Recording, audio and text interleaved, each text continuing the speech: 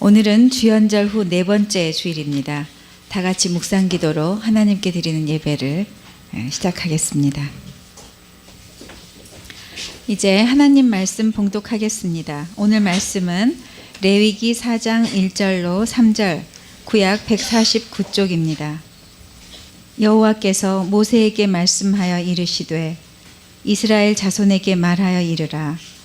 누구든지 여호와의 계명 중 하나라도 그릇 범하였으되 만일 기름 부음을 받은 제사장이 범죄하여 백성의 허물이 되었으면 그가 범한 죄로 말미암아 흠없는 수송아지로 속죄 제물을 삼아 여호와께 드릴지니. 우리 하나님의 은혜와 평강이 성도님들의 가정에 충만하시기를 바랍니다.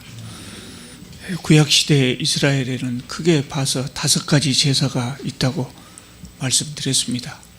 번제, 소제, 화목제, 속죄제, 속건제 이렇게 5가지입니다.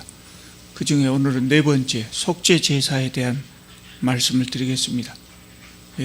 말씀 봉독은 1절부터 3절까지만 했습니다마는 이 속죄 제사는 4장 전체 그리고 5장 13절에까지 아주 길게 설명되어 나와 있습니다. 속죄 제사라는 말의 히브리어 원래의 뜻은 정결하게 한다는 의미입니다.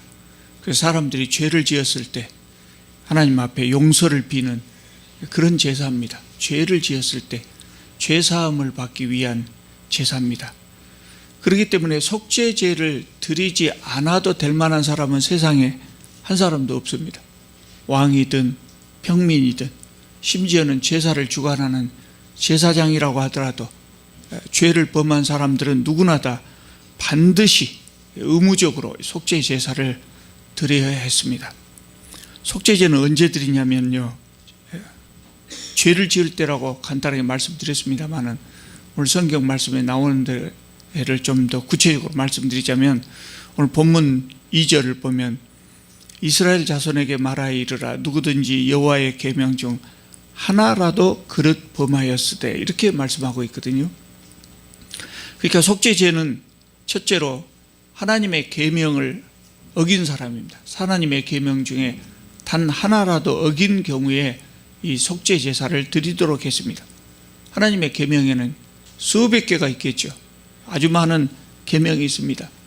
그런데 그 계명을 대부분 다 지키고 어쩌다가 한두 가지 지키지 못한 경우, 그런 경우는 드리지 않아도 된다, 이런 말은 없습니다. 대부분 다 지켰으니 그만하면 됐다, 이런 건 없습니다. 단 하나라도 지키지 못한 경우에는 속죄의 제사를 드려야 했습니다. 이 점에 있어서 율법은 철저합니다. 단 하나라도 어기면 안 됩니다. 그럼 우리가 그런 생각을 할 수 있어요. 모든 율법을 다 지킬 수 있는 사람이 어디가 있느냐.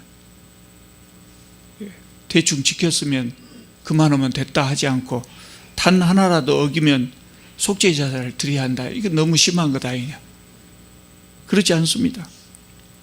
하나님께서는 우리가 사람들이 하나님께서 주신 율법을 다 지키기가 어렵다고 하는 것을 잘 아시기 때문에 그 해결 방법으로 속죄 제사라고 하는 것을 주신 겁니다. 수백 가지 계명 중에서 단 하나도 어기면 안 된다. 그러면 하나님의 백성이 될 수 없다. 그러면 우리는 모두 좌절할 수밖에 없죠. 그러나 단 하나도 어겼을 때 속죄 제사를 통해서 우리가 거룩함을 회복할 수 있다. 하나님께서 말씀하신 거룩함에는 철저합니다. 우리 모두가 하나님의 성품을 그대로 본받아서 거룩하기를 원하십니다. 그러나 그것이 어렵기 때문에 속죄 제사를 드리도록 한 겁니다. 그러면 사람들이 항상 그 생각을 하겠지요. 나는 하나님처럼 거룩해야 된다. 율법을 내가 다 지킬 수 없을 수는 있지만 그래도 다 지키고 모든 면에서 거룩해야 된다는 것이 하나님의 뜻이라고 하는 것을 기억하겠죠, 사람들이. 두 번째로 좀 건너뛰어서 4장 22절을 보면 이런 말씀이 나옵니다. 만일 족장이 그의 하나님 여호와의 계명 중 하나라도 부지 중에 범하여 허물이 있었는데, 이렇게 말씀하고 있습니다. 속죄제는 부지 중에 계명을 어겼을 때 드리는 겁니다. 부지중이란 말은 실수나 부주의를 의미하거든요.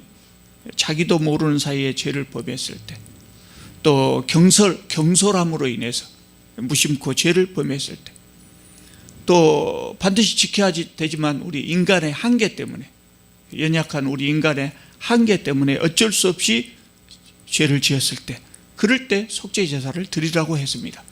그러면 용서받을 수 있다는 겁니다. 그러나 고의로 하나님을 대적하고 교만함으로 성령을 회방한 죄는 용서받을 수가 없었습니다. 그때는 속죄 제사를 드릴 수도 없습니다. 속죄 제사를 드릴 수 있는 조건에도 해당하지 않습니다. 그런 죄를 지은 사람은 고대 사회였기 때문에 지금보다 훨씬 더 벌이 심했습니다. 공개적으로 처형을 당해 돌에 맞았습니다. 우리가 꼭 기억해야 될 것은 하나님의 백성도 죄를 지을 수 있다는 겁니다. 이스라엘 백성들은 다 하나님의 백성이죠. 다 하나님의 백성입니다. 그러나 그들도 죄를 지을 수 있기 때문에 하나님께서 그것에 대한 해결 방법으로 이 속죄 제사를 주신 겁니다. 심지어 모세도, 이 율법을 전했던 모세도 하나님 마음에 들지 않았을 때가 있었거든요. 세상에 완전히 의로운 그런 인간은 없습니다. 그래서 하나님께서 속죄제를 주신 것입니다. 속죄제는 죄를 지은 사람이 용서받고 다시 거룩함을 회복할 수 있는 그런 방법이었습니다. 우리 시대에도 마찬가지입니다. 우리는 모두 중생한, 다시 태어난 기독교인이라고 말합니다. 그러나 중생한 기독교인들도 죄를 지을 수 있습니다. 목사도 죄를 지을 수 있습니다. 더 정확하게 말하자면 죄 짓는 목사들 아주 많습니다. 완전히 의로운 인간은 없습니다. 우리가 십자가의 은혜로 의인이 되었다고 하지만 사실은 이것이 우리가 정말 깨끗하기 때문에 의인으로 의롭다고 하신 것이 아니거든요. 여전히 죄인이지만, 여전히 죄가 많지만 의롭다고 인정해 주셨을 뿐입니다. 그렇기 때문에 우리는 중생한 후에도 죄를 지을 가능성이 늘 잠재해 있는 겁니다. 그렇지만 지금 우리는 물론 속죄 제사를 드릴 필요는 없습니다. 예수께서 십자가에서 단 한 번의 희생으로 모든 제사를 완성하셨다고 그렇게 우리는 말합니다.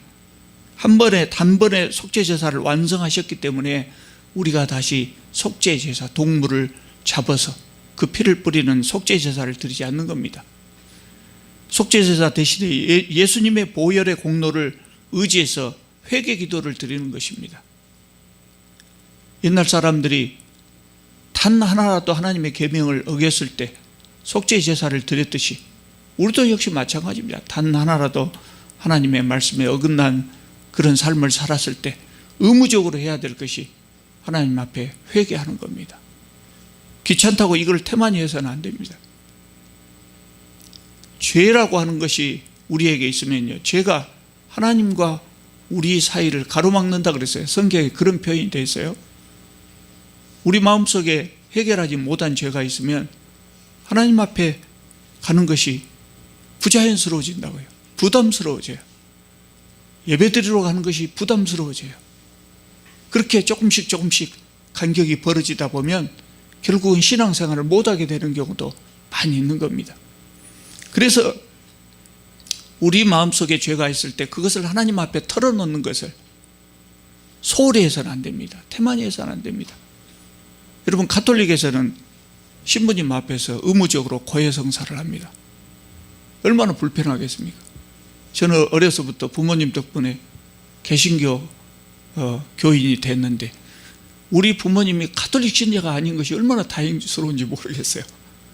신부님 앞에서 죄를 털어놓으려면 도저히 저는 못 올 것 같아요. 못 올 것 같아요. 그런데 우리는 신부님 앞에 죄를 고해하는 것이 아니라 하나님 앞에 직접 하거든요. 얼마나 좋습니까? 그런데 이것마저도 태만히 하면 죄를 용서받을 자격이 없는 것입니다. 여러분, 제가 늘 말씀드립니다마는 회개라고 하는 것은 입으로만 그냥 하는 것 아닙니다.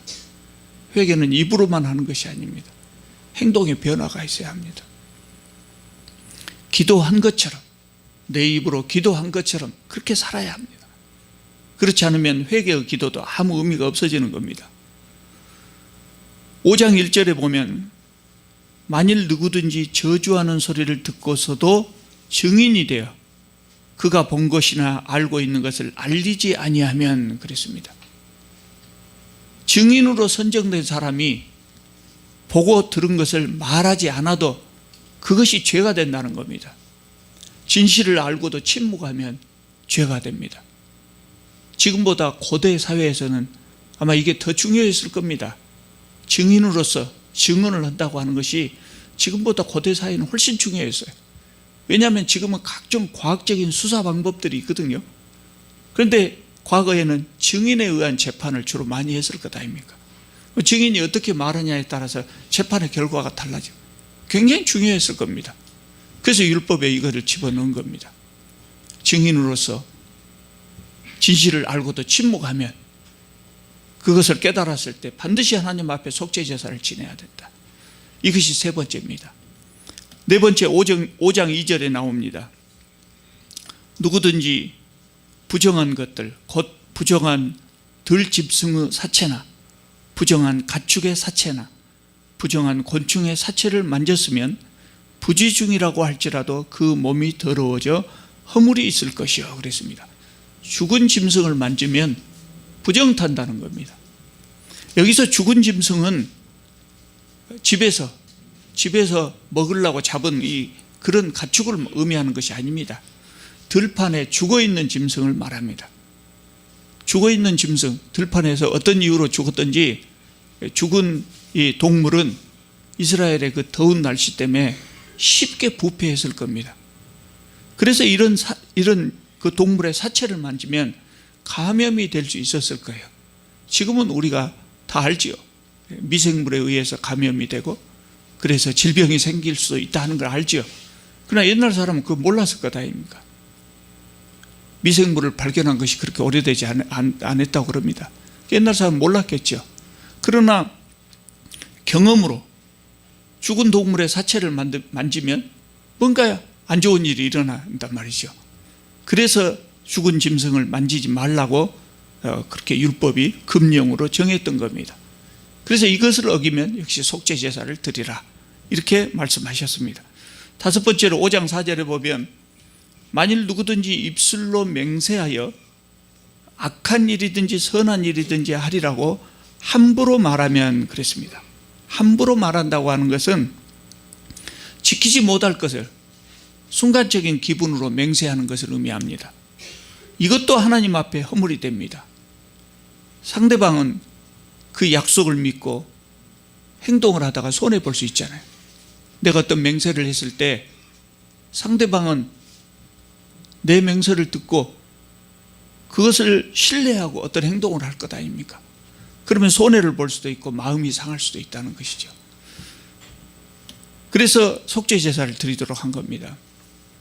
속죄 제사를 드려야 할 5가지 경우에 대해서 말씀드렸습니다. 이런 것들을 종합해 보면 오늘 우리 시대에 어떤 생각이 드냐면요, 어떤 경우에나 하나님 앞에 죄가 된다고 생각하는 것이 있으면 회개하라는 거예요. 하나님의 법을 어겼든지 그건 뭐 더 말할 것도 없고 세상의 법이든지 윤리적으로 도덕적으로 바람직하지 않는 행위를 했든지 그랬을 때는 누가 보든지 보지 않든지 하나님 앞에 회개하는 것이 중요하다는, 그렇게 함으로 우리가 거룩함을 깨끗함을 회복할 수 있다는 거예요. 얼마나 다행스러운 일입니까? 구약시대 사람들에 비해서 우리는 정말 편한 삶을 살고 있어요. 그래서 오늘 우리 시대를 은혜의 시대라고 합니다. 그렇게 일일이 다 동물 제사를 드릴 필요도 없이 하나님과 나하고 둘이 만나서 하나님 앞에서 자복을 하는 겁니다. 그렇게 하지 않고 마음속에 그것을 계속 담아두면 점점 이게 쌓여요. 죄가 쌓여지면 하나님과 나와 간격도 점점 이렇게 벌어지는 겁니다. 그러면 결국은 하나님하고 영원히 멀어질 수도 있는 겁니다. 그래서 우리는 작은 잘못을 범했을지라도 미루지 말고 즉시 하나님께 고백하실 수 있기를 바랍니다. 그럼 속죄 제사는 어떻게 드립니까? 첫째로 신분에 따라 제물의 종류가 달랐습니다. 신분에 따라 제사를 드리는 사람들의 신분에 따라서 제물의 종류가 달랐습니다. 제사장이나 또 이스라엘 온 회중이라고 표현되어 있습니다. 그러니까 이스라엘 사람들이 전체적으로 죄를 범한 경우를 말합니다. 제사장이나 온 회중이 죄를 지었을 때는 수송아지를 드리라고 했습니다. 족장이 죄를 범한 경우에는 숫염소, 평민이 죄를 범한 경우에는 암염소 또는 암양을 드리라고 했습니다. 이걸 보면 온 회중이 죄를 지었을 때는 더 말할 것 없이 큰 대가를 치러야 한다. 그건 우리가 충분히 인식할 수 있죠. 그러나 제사장이 죄를 지었을 때도 온 회중이 죄를 지은 경우하고 마찬가지로 숫송아지를 드리라고 했습니다. 제사장의 죄는 개인적인 차원에서 그치는 것이 아니고 결국은 온 백성에게 영향을 미치기 때문입니다. 제사장이 뭘 하는 사람입니까? 백성들의 죄를 대신 하나님 앞에 고하는 사람입니다. 백성들이 죄를 지었을 때 그 제사를 대신 집행해 주는 사람입니다. 그들을 위해서 기도하는 사람입니다. 그런데 그런 직분을 맡은 제사장이 죄를 지으면 그 임무를 수행할 수 없어요. 그러면 그 결과는 결국 백성들에게 중대한 영향을 미치게 되는 겁니다. 그래서 제사장의 죄를 온 회중의 죄만큼 중하게 여긴 겁니다. 또 한 가지, 이 제사장과 온 회중이 범죄했을 때 수송아지를 드리라고 했는데, 사실 이 수송아지로 번역된 이 원래의 단어 벤 바카르라고 하는 단어를 썼다고 하는데요, 그 단어는 송아지 나이를 의미하지 않습니다. 송아지를 나이를 의미하지 않습니다. 관습적으로 이 단어는 대충 3살에서 5살 정도의 소를 의미했다고 그럽니다. 그렇기 때문에 송아지가 아니고 그냥 황소로 번역하는 것이 맞습니다. 그러니까 굉장히 비싸겠죠. 지금 황소 잘 길러서 잘 기르는 황소는 300-400 아마 갈 겁니다. 300-400 정도 갈 건데, 그래서 농부들 한 달 생활비, 한 달 소득 정도 해당할 겁니다만, 옛날에는 훨씬 더 상대적으로 비쌌습니다. 우리 어렸을 때만 해도 농촌에서 소 가진 집이 얼마나 이 소를 귀하게 여겼습니까? 큰 재산이거든요. 오늘 우리가 가지고 있는 고급 승용차보다 더 큰 재산이었을 겁니다. 그래서 그 옛날 구약 시대에는 농부들의 1년 소득에 해당했다고 합니다. 얼마나 큰 금액입니까? 그런데 제사장과 온 회중이 죄를 지었을 때는 이거를 바치라는 거예요. 특별히 중요하게 여겼기 때문에. 그래서 값비싼 대가를 치르도록 한 겁니다. 두 번째, 죄를 지은 자들은 제물을 끌고 와서 안수하고 짐승을 잡았습니다. 안수한다고 하는 것은 오늘 우리가 보통 하는 것처럼 이렇게 가볍게 손을 얹는 것이 아닙니다. 힘껏 동물의 머리를 누릅니다. 힘껏 기댑니다. 힘껏 누르는 것입니다. 이것은 제사를 드리는 사람이 제물과 일체가 되는 의식입니다. 그러니까 제물과 함께 내가 죽는 겁니다. 제사를 드린 사람이, 물론 그 사람을 대신해서 제물이 죽지만, 그 동물이 죽지만 제물과 함께 내가 죽는 겁니다. 그 죽음이 바로 내 죽음이라는 거예요. 죄를 지었기 때문에 내가 죽는다는 의미죠. 세 번째로, 짐승의 피를 뿌렸습니다. 생명을 드린다는 겁니다. 죄를 지은 자는 죽어야 한다. 이것이 하나님의 정의거든요. 하나님의 정의는, 하나님은 깨끗하신 분이기 때문에 죄하고 굉장히 거리가 멉니다. 그 죄를 지은 사람은 죽어야 한다. 이것이 하나님의 정의입니다. 그래서 사람을 죽일 수가 없어서 동물로 속죄 제사를 드리는 겁니다. 기독교는 죄의 문제를 이야기할 때 반드시 피를 거론합니다. 저는 그 피라고 하는 단어가 나올 때마다 거부감을 느낍니다. 별로 좋아하지 않습니다. 그런데 기독교에서는 피가 중요합니다. 히브리서 9장 22절 아주 여러분 많이 들어보신 말씀입니다. 피 흘림이 없은즉 사함이 없느니라 그랬습니다. 그래서 어떤 분은 이것을 강조해 가지고요, 성경을 꼭 짜면 피가 나온다고 그래요. 구약 성경을 짜면 뭐가 나오겠습니까? 제물로 죽은 동물들의 피가 나오고, 신약을 짜면 뭐가 나오겠습니까? 예수 그리스도의 피가 나온다. 그렇게 이야기합니다. 피 흘림이 없은즉 사함이 없다. 하나님은 죄에 대해서 굉장히 엄하신 분입니다. 오늘 우리 애가 은혜의 시대에 살기 때문에, 또 그래서 죄를 지은 사람이 개인적으로 하나님 앞에 1대1로 해결하십시오 이렇게 하기 때문에, 옛날에 죄를 지을 때마다 속죄 제사를 드린 것에 대해서, 그것에 비해서 우리가 죄 문제를 심각하게 생각하지 않습니다만은, 하나님은 거룩하신 분이에요. 그 죄를 굉장히 싫어하시는 분입니다. 우리가 그걸 기억해야 됩니다. 그럴 때 우리 신앙생활이 훨씬 더 좋은 신앙생활을 할 수 있는 것이죠. 네 번째, 희생제물의 기름이나 내장 부위는 번제단에서 태워서 화제로 하나님께 드리라고 했습니다. 그러면 그것 말고 나머지는 어떻게 합니까? 첫 번째 제사 번제에서는요, 하나님께 태워드리고 일부는 제사장에게 주어서 제사장이 먹도록 했어요. 또 화목제는 어떻게 합니까? 하나님께 일부는 태워드리고 일부는 제사장 먹으라고 주기도 하고, 나머지 부분이 훨씬 더 많은데, 이 부분은 많은 사람들이 함께 나누어 먹었어요. 그런데 속죄제는 다릅니다. 속죄제는 조금도 다른 사람에게 주지 않습니다.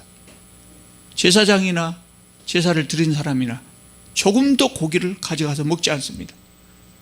일부는 하나님 앞에 태우고 나머지 부분들은 저 진 바깥으로 가가지고 완전히 다 태우라 했습니다. 속죄제사이기 때문에 그렇습니다. 죄는 남김없이 태워야 한다. 죄는 남김없이 태워야 한다. 죄의 여지를 우리 안에 둬서는 안 된다는 것이죠. 또 한 가지는 이 속죄제물이 죄 지은 나를 상징하기 때문에 죄인인 나는 완전히 태워져야 된다는 거예요. 완전히 태워져야 한다. 그런 의미죠. 특별한 것은 5장 7절에서 13절까지 가난한 사람들이 속죄제를 어떻게 드릴 것이냐, 이 가난한 사람들에 대한 속죄제 이야기가 나옵니다.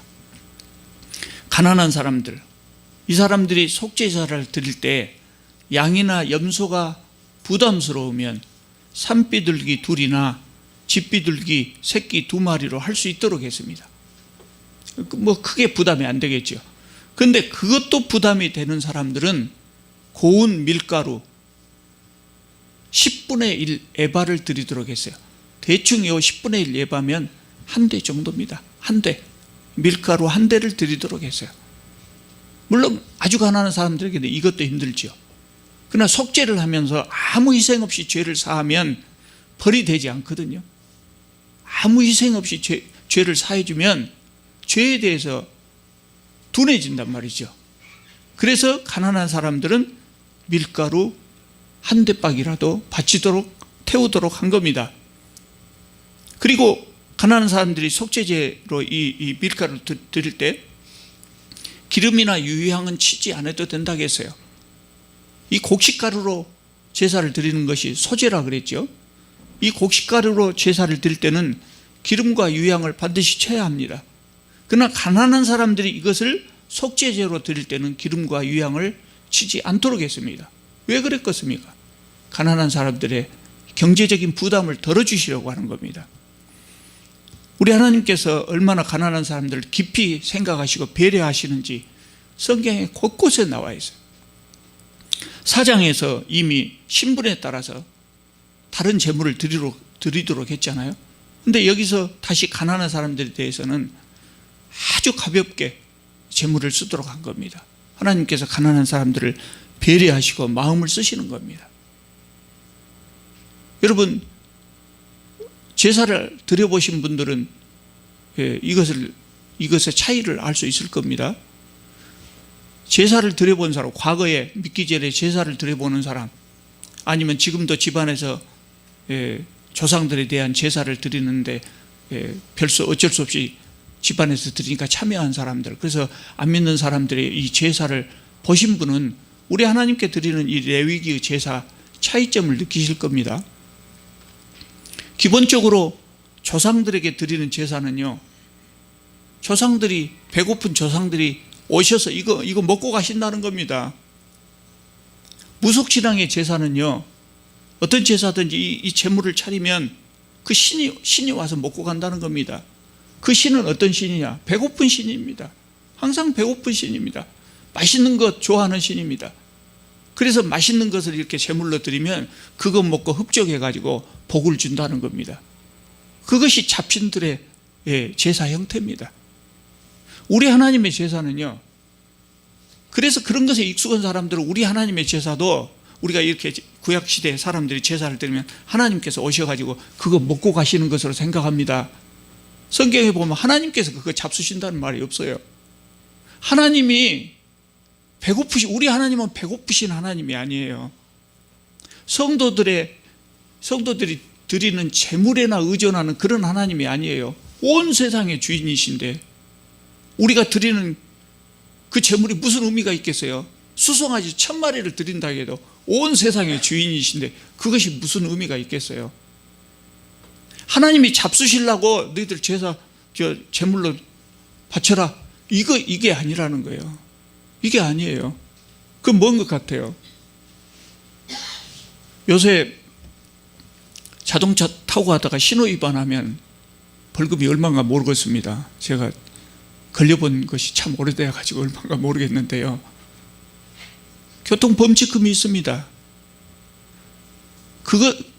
그것을 범칙금을 둔 이유가 돈 아까워서라도 질서를 잘 지키라는 겁니다. 그런 의미입니다. 죄를 지은 사람이 하나님 잘못했습니다, 제사장 앞에 나와가지고 하나님 잘못했습니다, 그러면 깨끗이 해결된다면 죄 문제를 너무 우습게 생각한다. 그래서 죄를 지으면 내 희생이 있어야 한다고 하는 것, 그것을 느끼도록 한 겁니다. 그래서 제물을 드리라는 겁니다. 하나님이 그거 잡수시고 그거 가지고 차곡차곡 쟁여서 하나님 부자 되고 싶어서 그런 하나님이 아니라는 거예요. 우리 하나님 정말 훌륭하신 하나님이에요. 세상의 잡신들하고는 비교할 수가 없지요.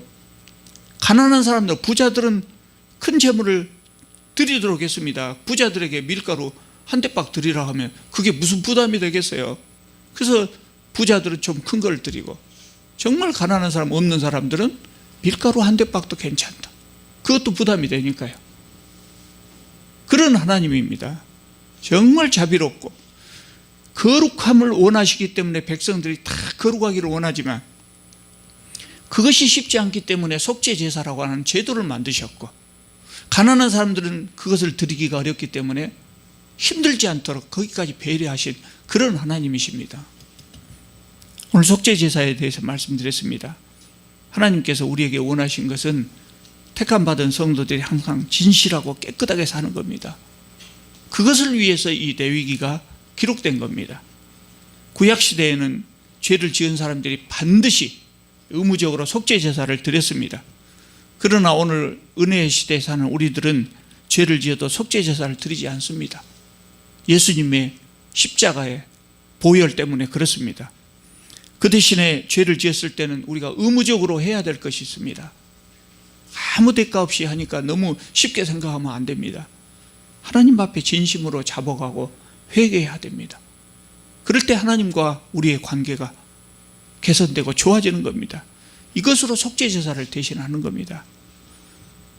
우리는 세상을 살면서 세상이 구조적으로 타락하고 부패해 있기 때문에 그 속에 발담고 살면서 죄를 짓지 않을 수는 없는 것 같습니다. 그러나 덜 지을 수는 있습니다. 덜 지을 수는 있습니다. 깨끗한 생활을 하도록, 죄를 짓도록 노력하시기 바랍니다. 그리고 죄를 지을 때는 회개하여 사함을 받으시고 기쁘시게 신앙생활을 하실 수 있기를 바랍니다. 기도하겠습니다. 거룩하신 우리 하나님, 참으로 주님의 은혜 감사합니다. 저희들의 인간의 연약함을 아시고 속죄제사를 통하여 죄사함을 허락하여 주심을 참으로 감사드립니다. 주님, 참으로 부끄럽지만 저희들이 세상을 살면서 정말 죄를 완전히 면리하기가 너무나 어렵습니다. 그러나 성령께서 같이 하여 주셔서 날마다 하루가 지나고 이틀이 지나고 한 살을 먹고 두 살을 더 먹을 때마다 우리의 신앙 인격이 성숙하고 그래서 죄로부터 점점 더 멀어질 수 있게 하여 주시옵소서. 주님 도와주시옵소서. 인도하여 주시옵소서. 혹시라도 죄를 지었을 때 주님 앞에 와서 자복하고 회개할 수 있는 믿음을 허락하여 주시옵소서. 예수님의 이름으로 기도하옵나이다. 아멘.